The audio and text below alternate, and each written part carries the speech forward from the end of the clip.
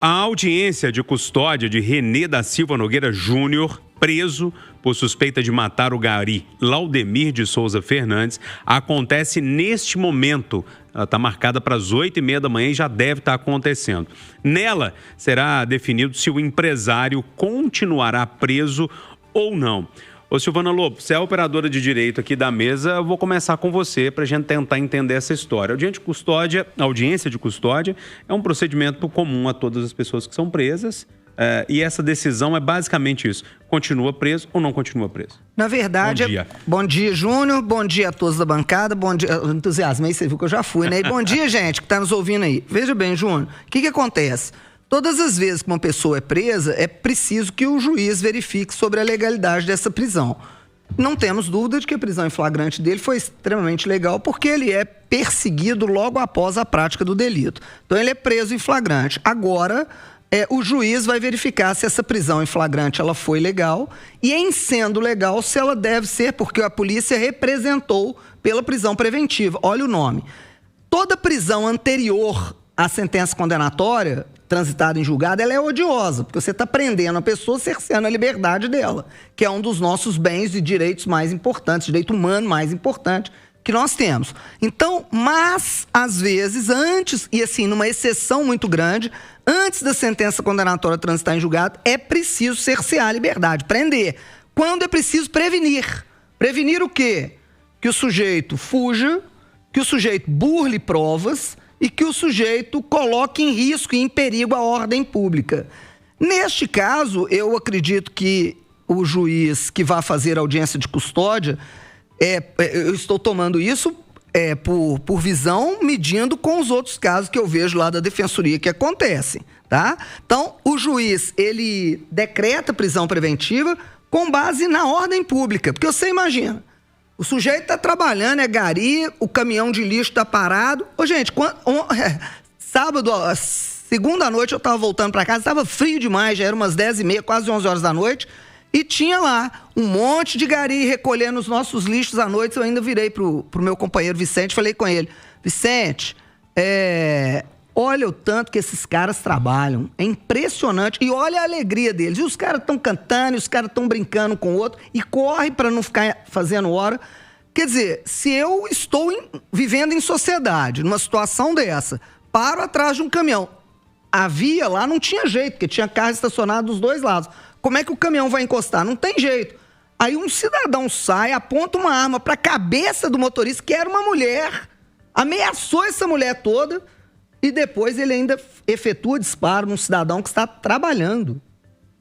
Esse sujeito, ele coloca em risco a ordem pública. Eu não tenho dúvida disso. Porque o gatilho dele de estresse e nervosia e falta de controle é muito grande. Além do que, ele sai do local, ele vai para outro local, ele se exime, ele leva a arma para casa, ele fala que não era ele, aí eles viram que era ele, e ele continua falando que não é ele. Então há uma tentativa aí também de burlar provas.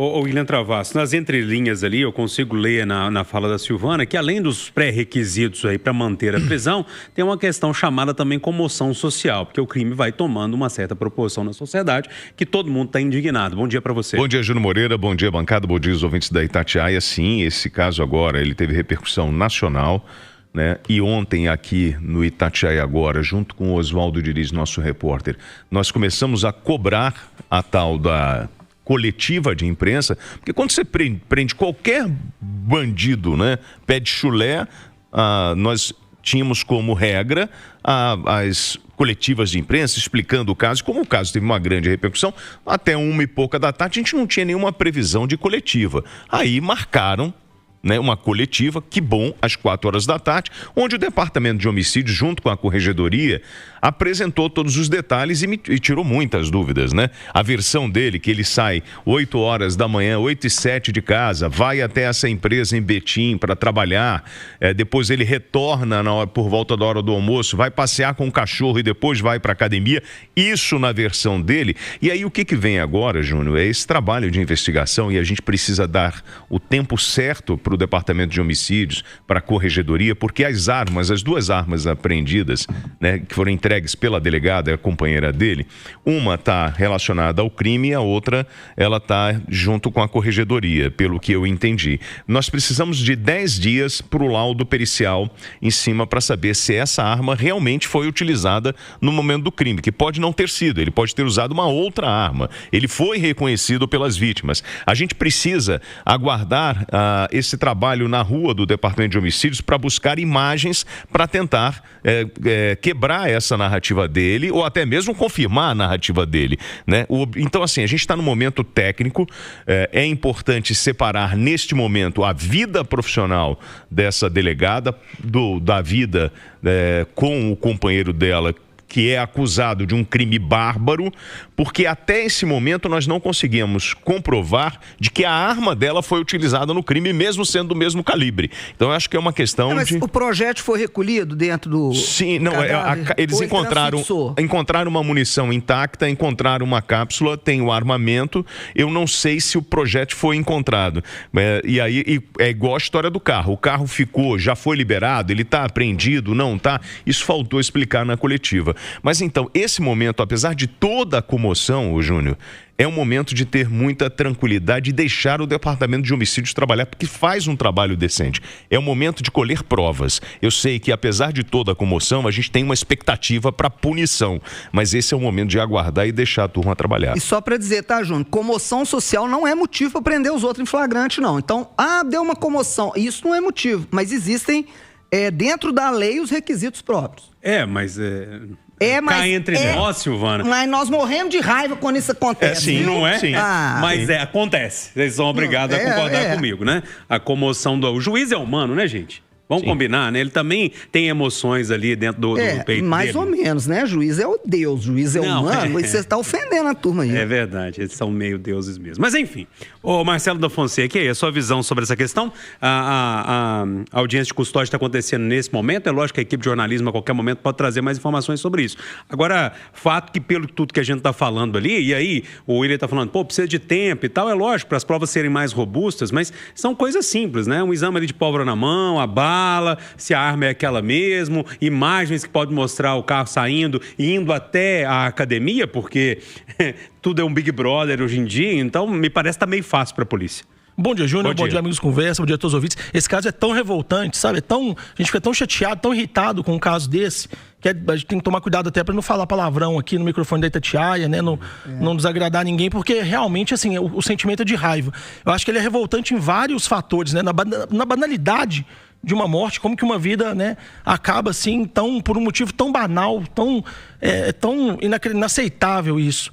E a gente fica agora, né, nessa, para tentar entender o que é que aconteceu, sabe? Para tentar saber exatamente o que é que aconteceu. E aí vão surgindo vários temas, né? Vários questionamentos que a gente vai fazer. Eu vou voltar aqui no questionamento que eu já fiz algumas vezes no Conversa de Redação. Eu sei que muita gente se incomoda com essa posição, critica, mas aqui eu vou trazer, inclusive, né, imprimir algumas informações aqui do Atlas da Violência de 2025, desse ano, que é a questão de como que no Brasil a arma de fogo está causando cada vez mais, está sendo cada vez mais um problema, né? A banalidade da arma de fogo, como tanta gente que não deveria, que não tem preparo para usar uma arma de fogo, está tendo acesso à arma de fogo. O Atlas da Violência desse ano, que foi publicado no mês passado, fala: como já apontado em edições anteriores do Atlas da Violência, há um consenso consolidado na literatura científica: quanto maior a circulação e prevalência de arma de fogo, maior tende a ser a taxa de homicídios. Essa relação é corroborada por outros estudos e apresentam dados e variações na taxa de homicídio e a proporção de mortes perpetradas com o uso de armas de fogo ao longo de diferentes períodos. Esse cara não podia estar com essa arma de fogo dentro do carro. Sabe, não interessa se a mulher dele é delegada. Ele não tem nenhum preparo para estar perto de uma arma de fogo.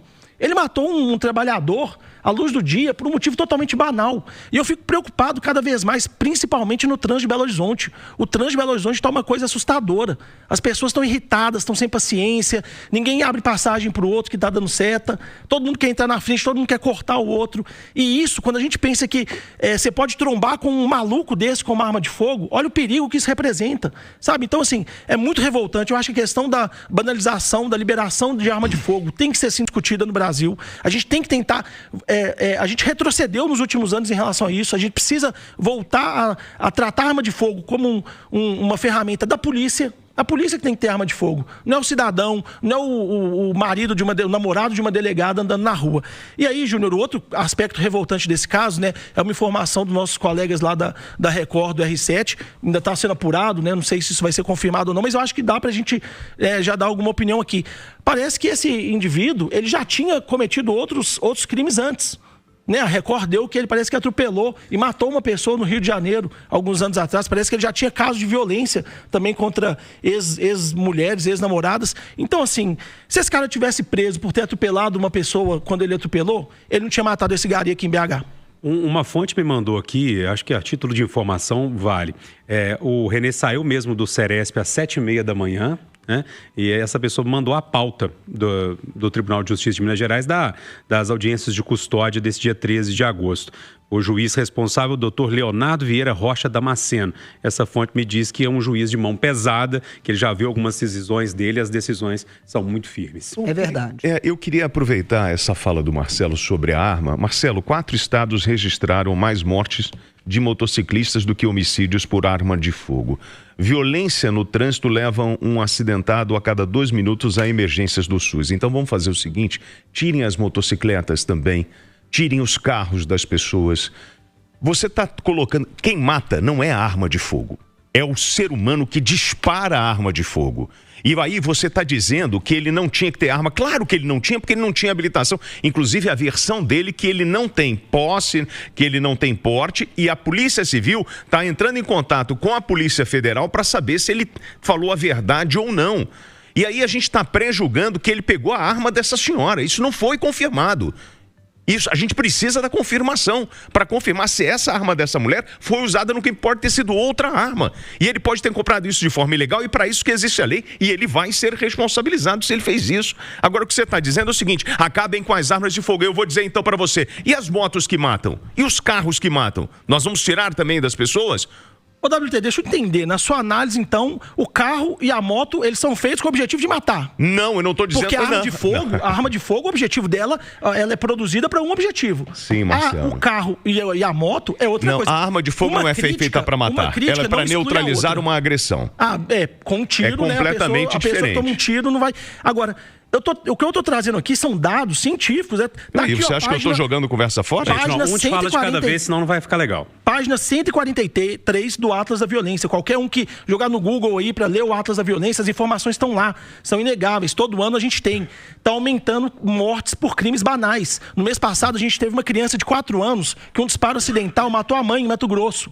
A criança estava com a arma em casa, a arma legalizada, tudo certinho, aconteceu um acidente. Esse tipo de situação está sendo mais recorrente, porque mais gente está tendo acesso à arma de fogo. Eu acho que isso precisa ser discutido sim, e uma coisa exclui a outra. Morte no trânsito por acidente também é um problema. Agora, querer comparar essas duas coisas isso foi discutido ontem em Brasília, não é ignorância. O que a gente está colocando é você está transferindo a responsabilidade do humano para a máquina. Na verdade, o humano que errar, ele vai ser punido. Pessoal, mas se esse humano não tem regulamento para isso, cara. Gente, você tem uma opinião, William, Marcelo tem outra, vocês não vão chegar em um consenso e a gente sabe quais são as opiniões de vocês. Acho que a gente pode passar o tema para frente, senão a gente vai ficar monotemático aqui. Olha só, um juiz que auxiliou o ministro Alexandre de Moraes reclama das pressões que sofreu no cargo enquanto atuava no gabinete do magistrado no Supremo em 2018 e março deste ano.